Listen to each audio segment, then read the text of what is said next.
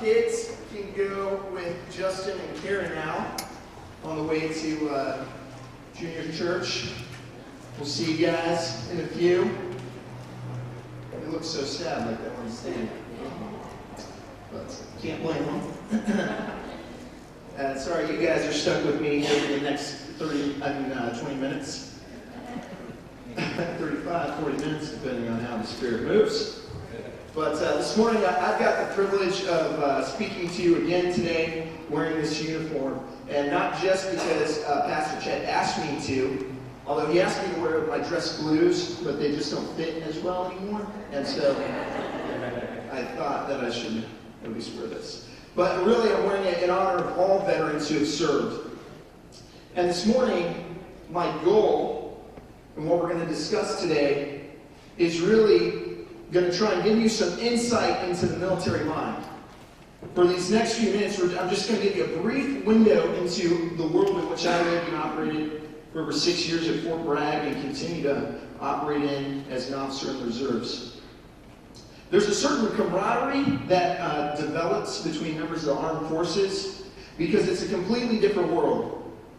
We have our own language, our own laws, the Uniform Code of Military Justice, our own expectations and standards.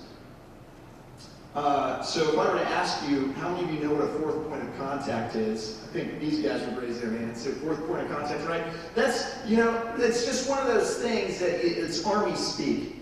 And the fourth point of contact is the fourth point of your body that hits the ground after you jump out of an airplane. And it's what most non-commissioned officers would tell their younger junior enlisted soldiers that they need to remove their head from. There we go. But so we're a little rough around the edges. We've got our own language. We razz each branch, the chair force or whatever it might be, and maybe never again volunteer yourself, different things like that. But it's really this camaraderie that develops when you're in the armed services, whether you're a sailor, soldier, Marine, or airman. And I saw it this weekend when I was out and about for Veterans Day, enjoying my free meal at Applebee's, which Veterans Day is one of those days where I plan out from 8 a.m. to 8 p.m. all the different meals that I can go and partake in and then feed myself for the next week. Although I have an APFT coming up, so I got to work on that. That's Army Physical Fitness Test. So again, just another acronym of military speak, things that we know and we get to joke with one another about. So I'm just trying to give you a brief window into the military mindset this morning. So hopefully you can stick with me here.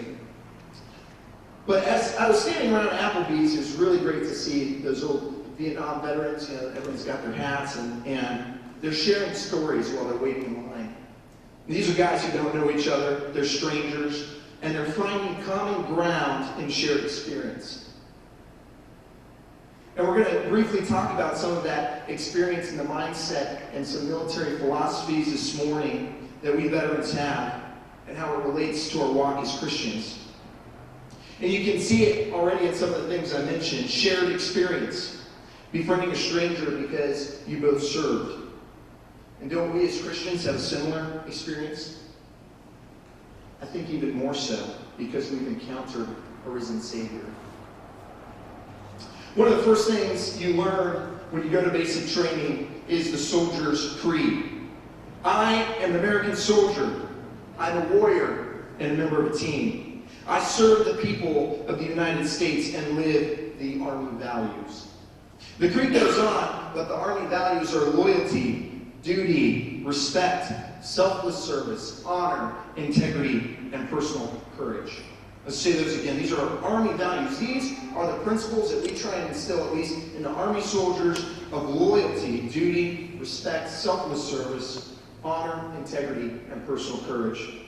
And if you didn't catch that, one thing the Army's really good at is acronyms, and that acronym spells out leadership, LDRSHIP, which also speaks to our ability to spell. But as we continue in the Soldier's Creed, the next statement make up what we call the warrior ethos. This is in the depth of us what we should strive for and strive after. I will always place the mission first. I will never accept defeat. I will never quit. I will never leave a fallen comrade. Mission first. Mission first. Mission first. And it's something that is drilled into your mind from day one. The Army needs soldiers that know what it means to place the mission first. And that may mean placing the mission first above your own life. So this morning we're going to talk about mission. We're going to talk about our mission. We're going to talk about your mission, God's specific mission for you, God's mission for the church, and then God's mission for us.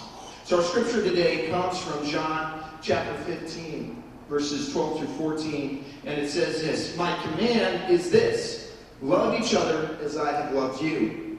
Greater love has no one than this, to lay down one's life for one's friends. You are my friends if you do what I command." And that verse, actually, I keep on my dog tags. Well, maybe not this year, but I have a pair of dog tags, and I wore it all through Afghanistan, because that verse really speaks to the heart of being a soldier, is laying down your life for one's friends.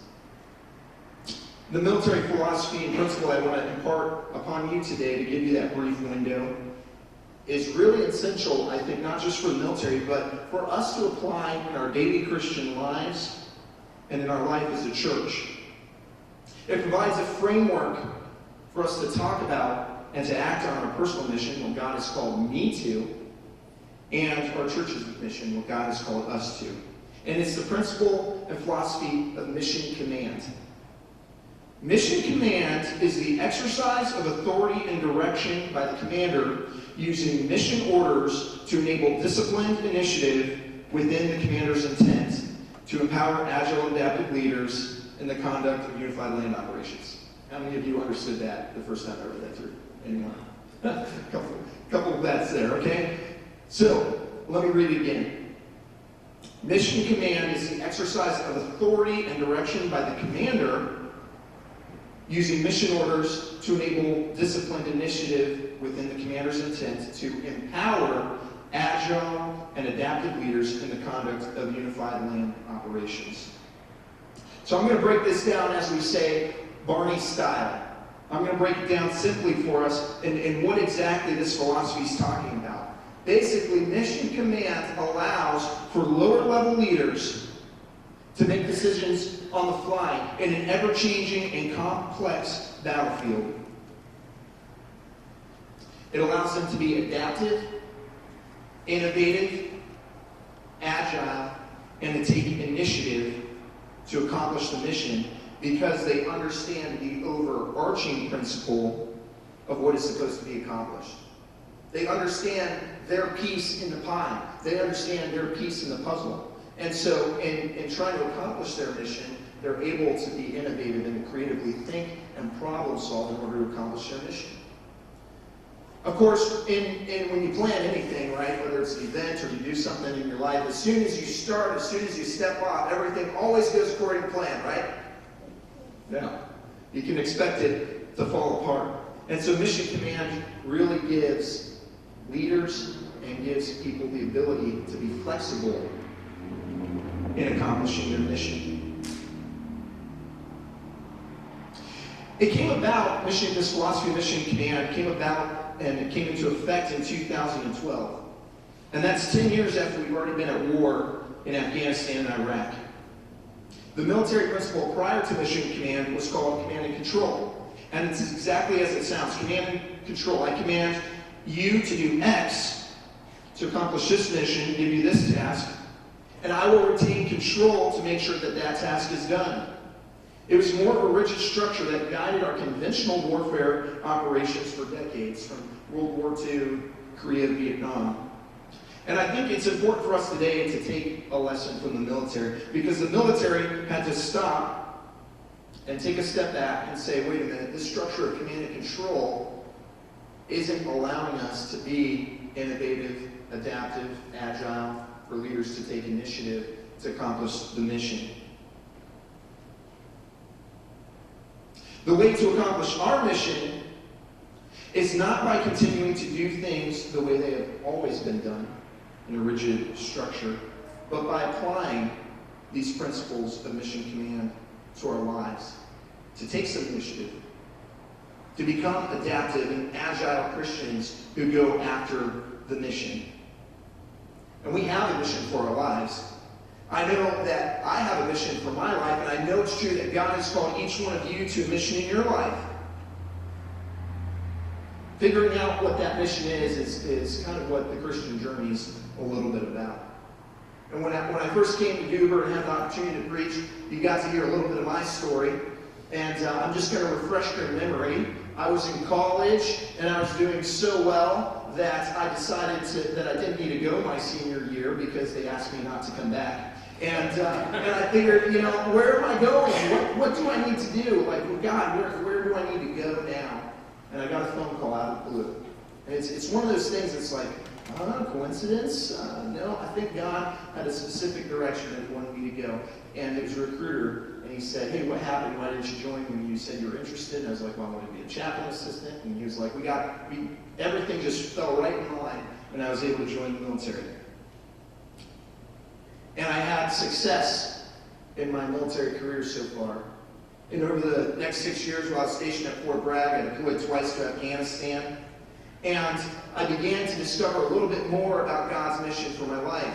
In working with local religious leaders and working with local nationals, I had the opportunity to begin to think about what our mission was in country, which was, for my section, was how do we engage local religious populations to be supportive of the government of Afghanistan, to establish a more stable environment. And just in our creative way of using Mission Command to get to that mission of what we were doing there, I began to find out more about the mission God has for my life. And how do we, as Christians,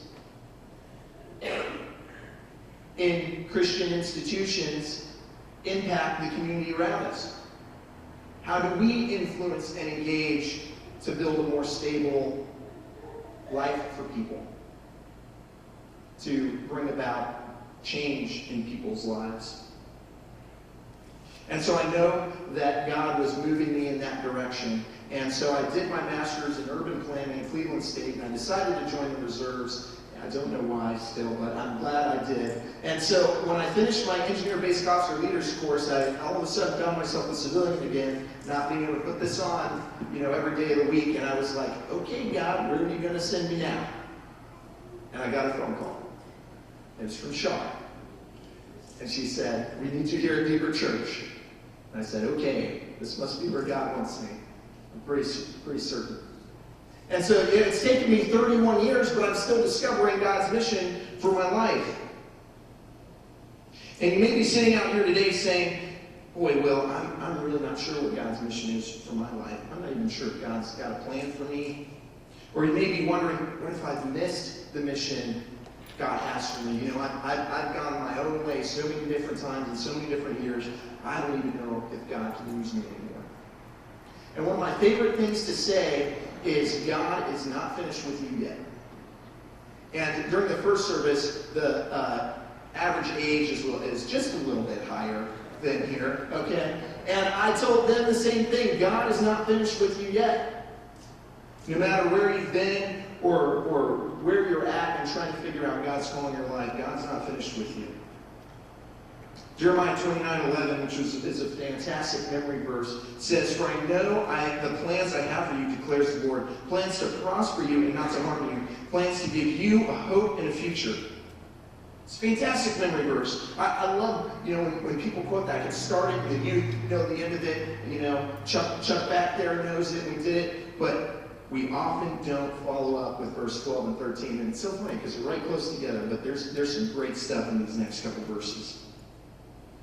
And it's really at the heart of discovering what God's mission is for you specifically. Then you will call on me and come and pray to me, and I will listen to you. You will seek me and find me when you seek me with all your heart. You have to seek after God, and you will find that your life and His mission for your life will begin to align. And in accomplishing our personal mission, we need to apply those principles of mission command and be adaptive, agile, innovative, and take initiative.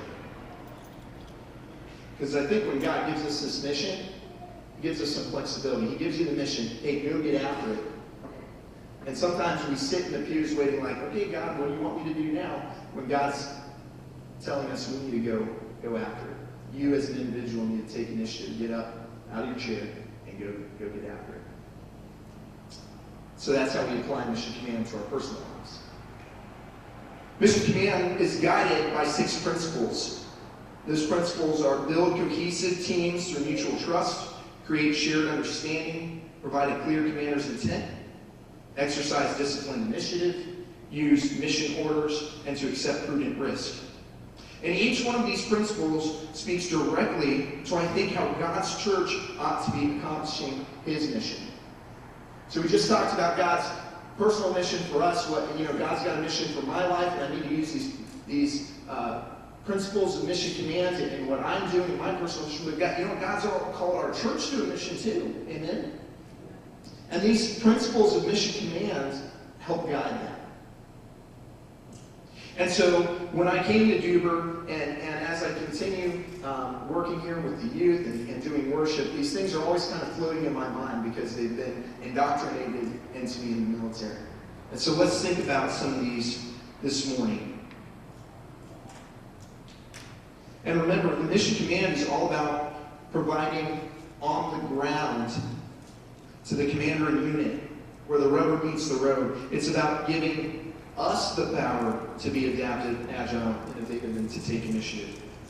Matthew 28 in the Great Commission really provides a pretty clear mission for God's church. Go and make disciples of all nations, baptizing them. And so using this framework of mission command, I have to ask, are we building cohesive teams through mutual trust in order to accomplish that mission? Are we united or are we divided? Amongst ourselves?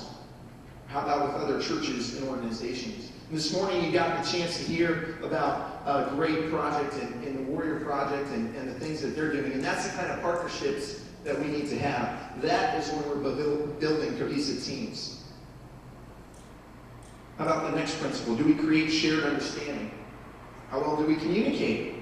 How well do we as a staff communicate with the congregation? How well does the congregation talk and communicate with one another? The first service and the second service and everything in between. How well do we communicate? Third principle. Do we provide a clear commander's intent? And I really think this principle is significant because good leadership, especially in the military, always provides a task and a purpose. And that's really what gives us intent. What's the task? What's the intent? Are we meeting those things? Are the tasks that we set for ourselves as a church, are those meeting God's task and purpose for our church? Are we meeting our commander's intent? And even for our personal lives, is what I'm doing meeting God's purpose and intent for my life? Or are we waiting for the actions to come to us? When I first started in the military, I was a private first class, and made my way up pretty quickly. But my first NCO sat me down and said, "You have to take initiative. You should never be waiting for someone to tell you what to do. You can always come up with something to do. There's always things to do, and that's what personal initiative is really about." And sometimes I think we find ourselves in our lives waiting for God to say, "Hey, here's what your mission is, go do it." Or we find ourselves waiting as a church, like, "Hey, here's your mission, go and do it." But if we understand, if we truly know the task and purpose, it's really easy for us to take initiative and accomplish the mission because we understand God's purpose. Using mission orders, the next principle, that's kind of Army speak for a written document that's, hey, this is what you're going to do, a mission order, it's a thing. But it really talks about organization. Are we organized as a church in what we're doing to accomplish our mission? Are we just kind of here and there or scattered? And it's an important piece of the puzzle. And then finally, the last principle is prudent risk. One of the most difficult things for a commander to do is to accept risk. The decision that commanders make in the military in pursuit of accomplishing a mission could potentially cost lives. Soldiers that you've trained with, soldiers that you've got to know their families. When you have a mission, the commander has to accept a certain amount of risk to say, we're still going to do this mission even though we know that it may cost some lives. So that mission may be necessary. Church, what are we willing to risk for the sake of the kingdom? Are we willing to step out of our comfort zones to accomplish the mission? Are we willing to give up our own lives and say, God, my life is yours. Send me to accomplish your mission. You know, I get asked and have discussions about why people aren't coming to church, especially millennials, young people my age, and why aren't there more of us in the pews and that kind of thing. We're in this service pretty strongly, right? But, you know, why do we see this decline in churches all across America? And I think more and more it's because we've allowed ourselves to attend church once a week for 60 to 90 minutes, maybe 120 minutes if you go to Sunday school, maybe 180 if you come to Wednesday night program, and we've allowed that to be our Christian experience, and we think that we're accomplishing the mission. We've literally garrisoned ourselves in our fortresses of churches all across America, and we're expecting the enemy to come to us and the battle to take place here, but in reality, the battle is taking place out there, and it's vicious, and it's claiming lives. I think it's about time that we take this principle of mission command, implement it into our lives so that we can be adaptive, agile, innovative, and initiative-taking Christians who always place God's mission first. Amen? Amen. Father God, we just thank you, Lord, that you've placed a call and mission on our lives. And we know, God, that you've placed a call and mission for Dueber Church, Lord. God, just thank you for our veterans, for everything that they do, and for giving us just this brief insight, this brief window into that military mindset. God, help us to take these principles that we've learned and talked about this morning and just implement them into our daily lives, God, so that we can accomplish your task and your purpose in our daily lives and as a church, a body of believers. Amen.